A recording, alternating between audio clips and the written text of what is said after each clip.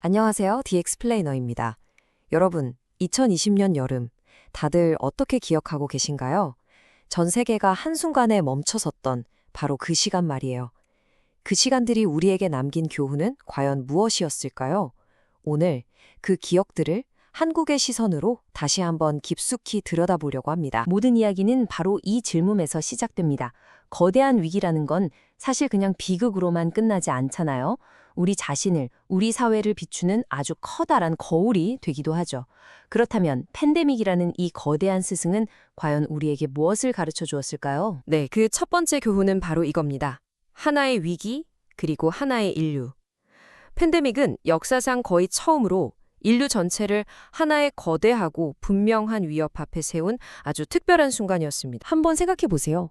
이 지구에서는 거의 모든 사람이 똑같은 문제를 마주하고 비슷한 두려움을 느끼고 또 같은 희망을 품었던 순간이 이전에 또 있었을까요? 아마 없었을 겁니다.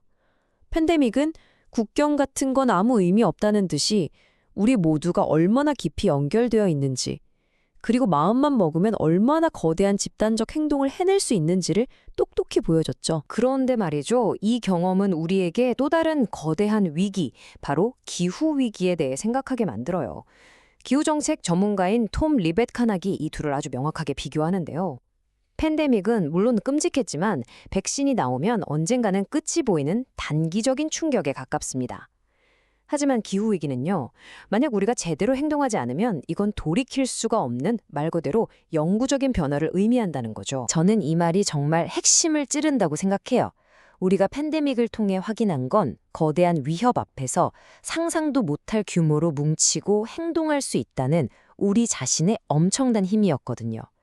이제 와서 우린 힘이 없어 라고 말하는 건 그건 더 이상 변명이 될 수 없다는 겁니다. 우리에겐 다른 거대한 도전에 맞설 힘이 있다는 걸 우리 스스로 증명해냈으니까요. 하지만 위기는 우리를 하나로 묶어주는 동시에 그동안 우리가 애써 외면해왔던 우리 사회의 깊은 균열들을 훨씬 더 선명하게 드러냈습니다. 마치 강한 빛이 더 짙은 그림자를 만들어내는 것처럼요. 팬데믹은 우리 사회 시스템 전체에 가해진 일종의 거대한 스트레스 테스트였습니다. 그 시험 과정에서 우리 사회의 약점들이 무력과 속살을 그대로 드러낸 거죠. 신뢰가 얼마나 부족했는지, 사회적 약속들이 얼마나 쉽게 무너지는지, 그리고 우리가 과거의 역사를 얼마나 제대로 마주하지 못하고 있었는지를요. 바로 이 지점에서 하버드 데니얼 앨런 교수가 대한민국의 사례를 주목합니다. 네, 바로 우리 이야기입니다. 우리는 2003년 사스 사태의 아픈 교훈을 잊지 않았고 효율적인 검사와 추적 시스템을 미리 준비해뒀죠. 덕분에 대한민국은 시민적 책임감과 철저한 준비성이 얼마나 중요한지를 보여주는 세계적인 모범 사례가 될 수 있었습니다. 이게 바로 신뢰가 만들어낸 힘이었죠. 하지만 반대로 신뢰가 무너졌을 때 그땐 어떤 일이 벌어질까요? 인류학자 하이디 라슨의 연구는 그 끔찍한 결과를 아주 생생하게 보여줍니다. 불신이나 가짜뉴스 같은 소문들. 이게 그냥 추상적인 단어가 아니에요. 현실 세계에서 정말 무섭고 파괴적인 결과를 낳을 수 있다는 겁니다. 이 숫자, 5억 달러. 우리 돈으로 환산하면 대략 6천억 원이 훌쩍 넘는 정말 어마어마한 돈입니다. 대체 이 돈이 어디에 쓰였을까요? 바로 이겁니다. 나이지리아에서 소아마비 백신은 서방 세계의 음모다라는 정말 아무런 근거 없는 소문이 퍼졌어요. 그 결과 11개월 동안 백신 접종이 전면 중단됐죠. 그리고 거의 사라졌던 소아마비가 다시 아이들 사이에서 퍼져나가기 시작했습니다. 이 재앙을 막기 위해 들어간 돈이 바로 5억 달러였어요. 이게 바로 신뢰가 무너졌을 때 우리가 치러야 하는 너무나도 비극적인 대가인 거죠. 자, 이번에는 미국으로 한번 가볼까요? 작가 클린트 스미스는 위기라는 것이 한 사회가 오랫동안 외면해온 과거의 상처를 어떻게 헤집어 놓는지를 보여줍니다. 특히 미국의 인종차별 문제는 해결되지 않은 역사가 현재의 위기를 얼마나 더 심각하게 만들 수 있는지를 보여주는 아주 아픈 사례라고 할 수 있습니다. 이 문장은 클린트 스미스가 곧 태어날 자신의 아들에게 보내는 편지의 한 구절입니다. 한 개인의 감정을 넘어서서 한 사회가 짊어진 무거운 역사적 문제가 고스란히 느껴지지 않나요? 넌 참 아름다운 존재야. 하지만 세상은 널 위험하다고 말할지도 몰라.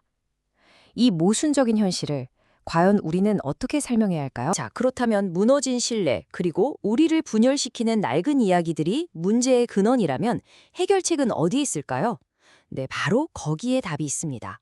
우리를 다시 하나로 묶어줄 새로운 이야기를 만드는 것, 바로 그 이야기의 힘에 해결책이 있습니다. 톰 리백 카낙은 2차 세계대전 당시 처칠의 리더십을 아주 좋은 예로 듭니다.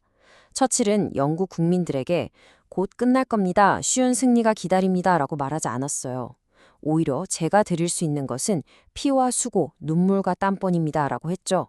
하지만 그는 이 끔찍한 고난을 결코 굴복하지 않는 우리 모두의 위대한 과업이라는 아주 강력한 이야기로 바꿔놓았습니다.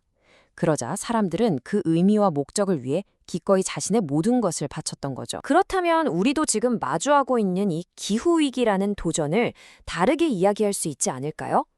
이걸 그저 절망과 파멸의 이야기로만 볼 게 아니라 우리 세대에게 주어진 위대한 목적이자 모험의 이야기로 말입니다. 생각해보세요. 압도적인 역경, 촉박한 시간, 실패했을 때의 엄청난 위험, 이것들이야말로 위대한 모험담을 만드는 완벽한 재료들이 아닐까요? 자, 이제 이 모든 이야기들이 한 곳으로 모아집니다. 결국 이 모든 것은 우리 앞에 놓인 선택의 문제로 돌아옵니다. 우리는 과연 어떤 선택을 해야 할까요? 가장 중요한 건 바로 이거예요. 우리는 그저 역사의 흐름을 수동적으로 지켜보는 관객이 아닙니다.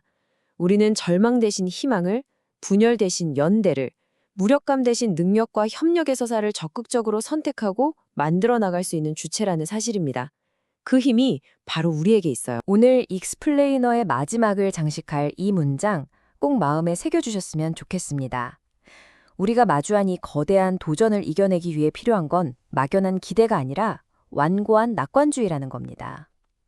위대한 돌파구는 그저 좋은 상황에서 저절로 생기는 게 아니에요. 바로 그 끈질기고 단호한 낙관주의 자체가 위대한 돌파구를 만들어내는 겁니다. 2020년의 교훈을 통해 우리는 정말 많은 것을 배웠습니다. 이제 우리 앞에 놓인 이 마지막 질문에 답해야 할 시간입니다. 앞으로 다가올 또 다른 위기 앞에서 우리는 과연 어떤 세대로 기억되기를 원하십니까? 그 위대한 모험담의 주인공이 될 준비 여러분은 되셨나요? 선택은 바로 우리 손에 달려 있습니다.